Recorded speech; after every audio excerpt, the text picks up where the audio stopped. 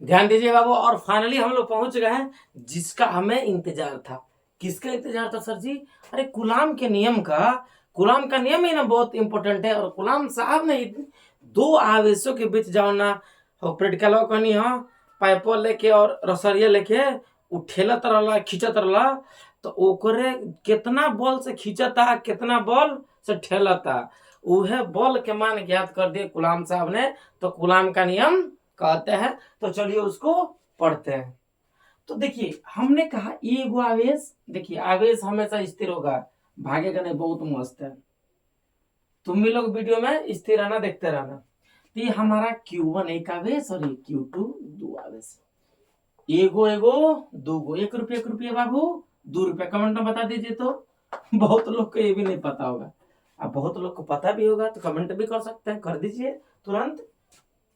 Sir जी हैजा तकनीक के बीच के दूरी कुछ ना कुछ हुई, बिल्कुल हुई। आर मान लेनी, ए मान लो, बी मान लो, क्यू मान लो, कुछ क्यों मत मानो, आवेश का मान लो, कुछ मान लो, डिस्टेंस और दूरी है।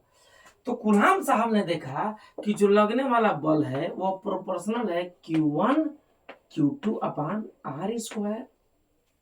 Q1 Q2 यानी आवेश के परिमाणों के गुणनफल के समानुपाती। आवेश के एगो आवेश ने के दूगो बता आवेशों के परिमाणों के गुणनफल, हे दोनों के बीच में कौन सा रिलेशन है बाबू? गुणनफल, मल्टीप्लाई। तो क्या कहेंगे कि आवेशों के परिमाणों के गुणनफल के समानुपाती तथा है कहा डिस्टेंस, क्या है? डिस्टेंस, कांस्टेंट डिस्टेंस क्या है? दूरी के ठेकरा के कहल जाला वर्ग।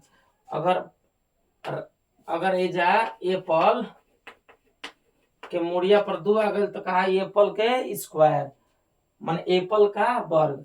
क्लियर हुआ? तो यहाँ पे आर के स्क्वायर है तो क्या कहेंगे? दूरी के वर्ग। स्क्वायर को हिंदी में क्या बोलते हैं बाबू? वर्ग बोलते हैं, दूरी के वर्ग। क्लियर हुआ?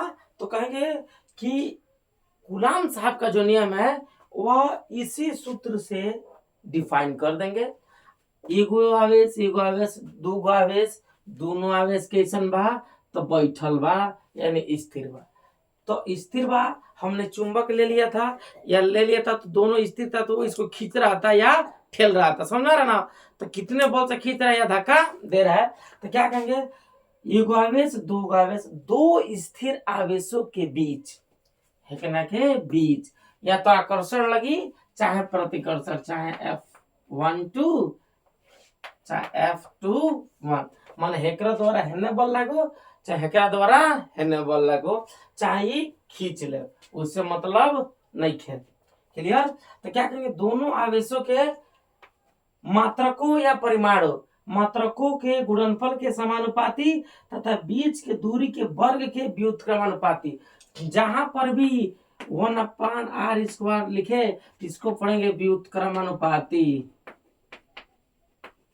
इसको क्या पढ़ेंगे बाबू? व्युत्क्रमानुपाती। और जहां पे मल्टीप्लाई में दिखे तो यहाँ पर इसको पढ़ेंगे अनुक्रमानुपाती। क्लियर हुआ? तो इसको प्रोपोर्शनल और इसको इनवर्सली प्रोपोर्शनल इंग्लिश में पढ़ेंगे। तो क्या कहेंगे? एगो एगो दूगो, दो स्थिर आवेशों के बीच लगने वाला वैद्युत बल। सर वैद्युत बल तो अभी आप तक आपने जिक्र नहीं किया, तो लो देख लो, वैद्युत बल मतलब होता है बाबू, वैद्युत बल, वैद्युत बल मतलब होता है आकर्षण प्लस प्रतिकर्षण। माने आकर्षण और प्रतिकर्षण, मतलब आकर्षण को भी और प्रतिकर्षण को दोनों को मिलाकर संक्षिप्त में बोलते हैं वैद्युत बल। क्लियर हुआ? जैसे जो मैथ पढ़ाते हैं और जो भौतिक विज्ञान पढ़ाते हैं उनको क्या बोलते हैं? मैथ और भौतिक विज्ञान के टीचर बोलता है ना। तो आकर्षण और प्रतिकर्षण को क्या बोलेंगे बाबू? वैद्युत बल। तो यानी इसमें आकर्षण भी हो सकता है, प्रतिकर्षण भी हो सकता है। जी बाबू बिल्कुल हो सकता है। तो क्या कहेंगे? दो स्थिर आवेशों के बीच लगने वाला वैद्युत बल उनके मात्रकों के गुणनफल के, देखो हई पढ़त नहीं, हई नहीं पढ़त, तो मात्रकों के गुणनफल के समानुपाती तथा बीच के दूरी के वर्ग के व्युत्क्रमानुपाती होता है। और यही कूलाम का नियम होता है।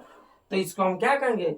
ऐसे आया तो अनुक्रमानुपाती और 1 में आया तो व्युत्क्रमानुपाती। तो अब हम इसको डेरिवेशन कर दे रहे हैं। यहाँ पर देखिए क्या होगा बाबू, इसको इरेज कर दे रहे हैं। इरेज करेंगे मतलब मिटका दे, नहीं ज्यादा इंग्लिश बोलिए तो समझ में ना आए। हाँ, हम इसको सॉल्व करेंगे तो F proportional Q1 Q2 upon R square. जब यह प्रोपोर्शनल चिन्ह हटता है तो एफ इक्वल टू आता है के Q1 Q2 upon R square, और के का मान प्रयोगों द्वारा F equal to 1 upon 4 pi epsilon not Q1 Q2 upon R square प्राप्त होता है। क्लियर। अब इसी का मान 9 पॉइंट कुछ होता है, वो आप लोग कमेंट में बताइएगा कि इसका मान कितना होता है। खोज कर 9 हम खाली ये बताएं, आप लोग इसको थोड़ा खोजिए, मेहनत कीजिए कि कितना होता है और हमें बताइएगा। और Q1 Q2 आवेश का परिमाण है। यहाँ पर ये जिक्र नहीं है कि प्लस है कि माइनस है, कोई दिक्कत।